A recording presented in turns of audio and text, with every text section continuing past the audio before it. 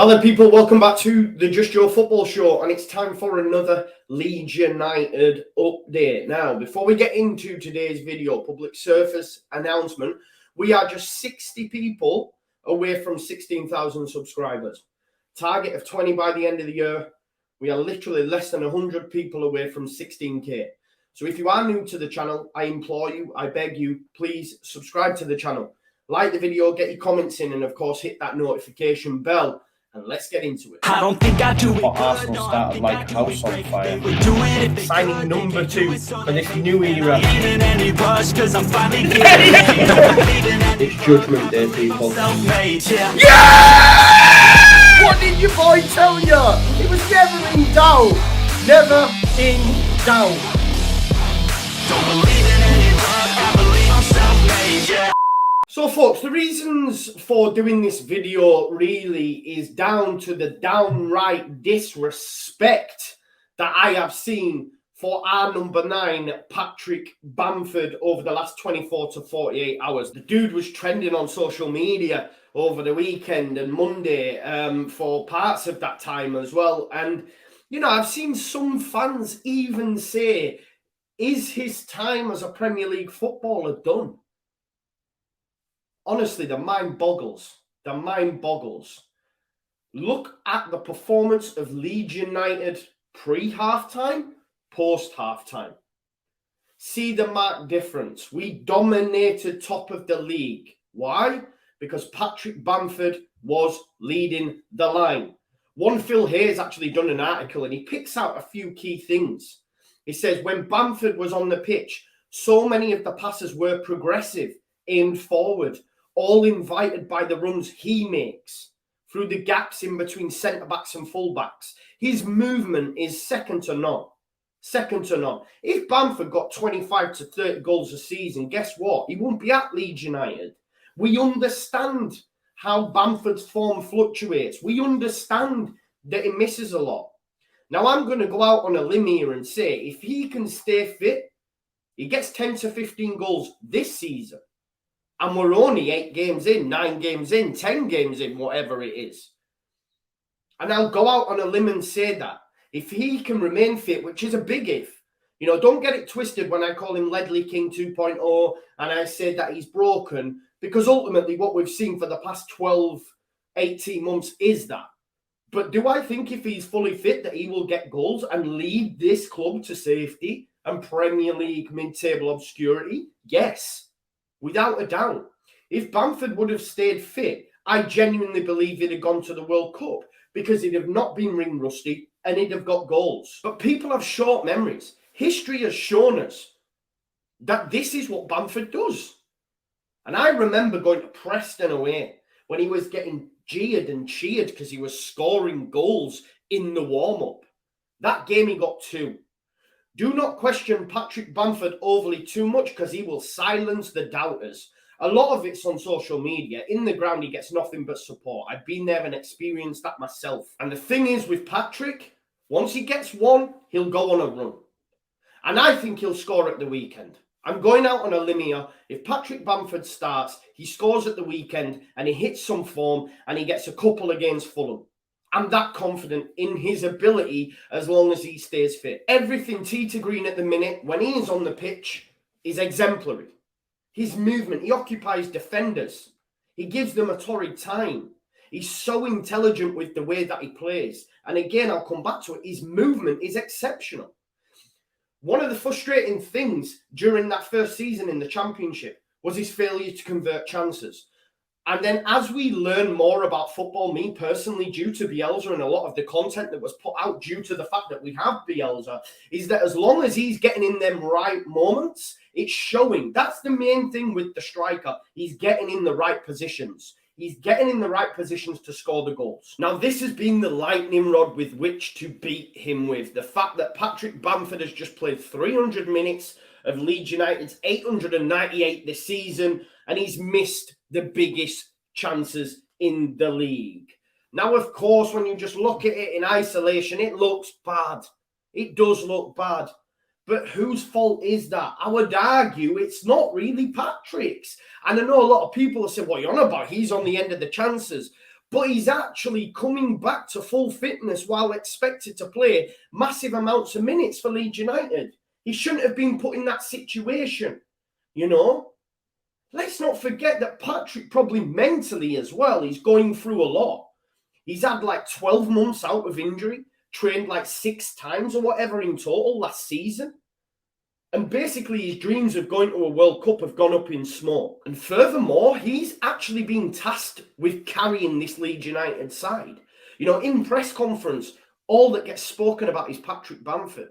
You know, Jesse's probably thinking, come on, Patrick, I need you, relying on you. And we are as a fan base, but what we need to be doing is supporting him, dragging that ball into the net, not calling him out on social media. Because players read this stuff. I have seen actual Leeds fans tweet and asking for a general fan opinion on whether or not his time at Premier League football is done. It is crazy talk because a fully fit Bamford scores these chances.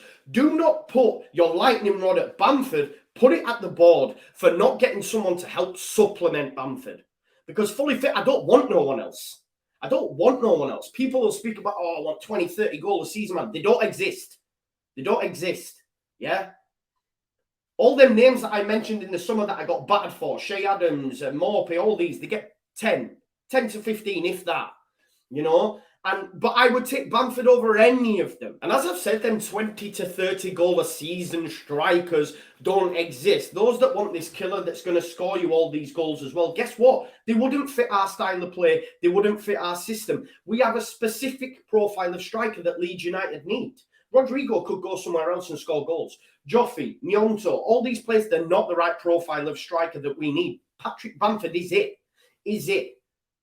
We have to put our faith into the man and he will fire us up the table. Mark my words. What we all need to take into consideration as well is the fact that in his first Premier League season, his non-penalty XG was 15.6.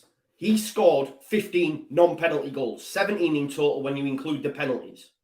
Now, that's him on hot form. Can we expect him to convert all the chances 100% of the time? No, of course not. So maybe we need to reduce our expectations of him a little bit. And this season, he's played 7 games, right? Started 3. All the 90 minutes, all totted up, equates to about 3 games of football, okay? During that time, his expected goals is around about 2. Yes, he doesn't have any this season, but I genuinely believe that once Patrick gets 1, he will score in bunches and fire us away from the relegation zone starting on Thursday. Those that were coming out and talking about Rodrigo, for me, is a busted flush. There was a marked difference when Patrick Bamford was on that pitch. When he gets that first goal, trust me, yeah, he will score goals in this Leeds United side. Now, that doesn't mean I'm saying hang our hat on him now for the rest of the season. In January, we need to supplement him because we know, having spent nearly 18 months out on the treatment table,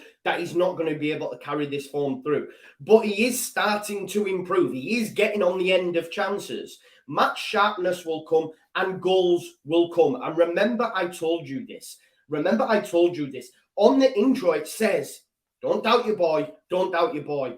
Don't doubt me when I tell you that Bamford is the answer to all our prayers. And I will go as far as to say he will score in these next 2. He might not get him in both, but I believe over the next 2 games, Patrick Bamford will get on the score sheet. And as I said, he will score in bunches. Punches in bunches. The floodgates are about to open. And we will be seeing and hearing a lot more of this.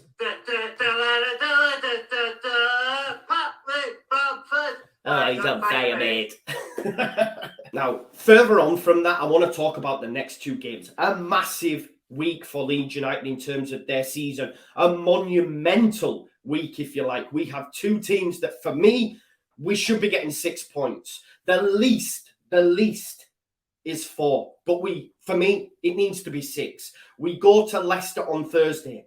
Leicester have 1 win all season. That came against Nottingham Forest. Guess what? Nottingham Forest this season, up to now, have been the whipping boys. They're no good, yeah?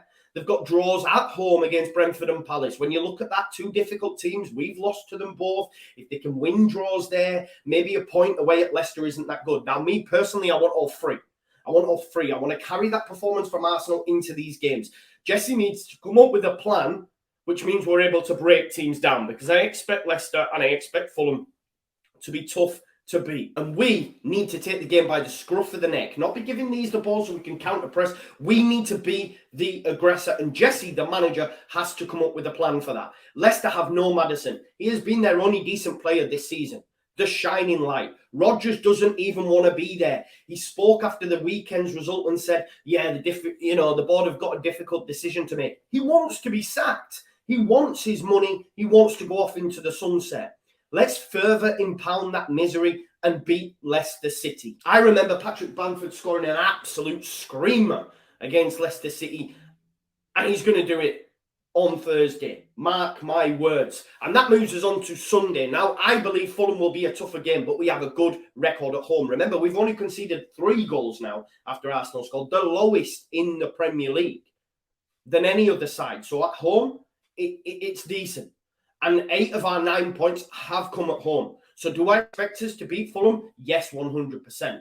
If we can beat Leicester, the momentum carried into that game, we're good, we're home, we're host. I genuinely believe that. If we lose against Leicester, different kind of result. And of course, they do have a killer up front in Alexander Mitrovic, okay? When he's come out of their side, they've been pretty poor. Fulham have started to wane a little bit. They only have 2 wins in 6 now. A game came against Forest. Whipping boys, not that big of a deal. And Brighton. Now, that is a good result.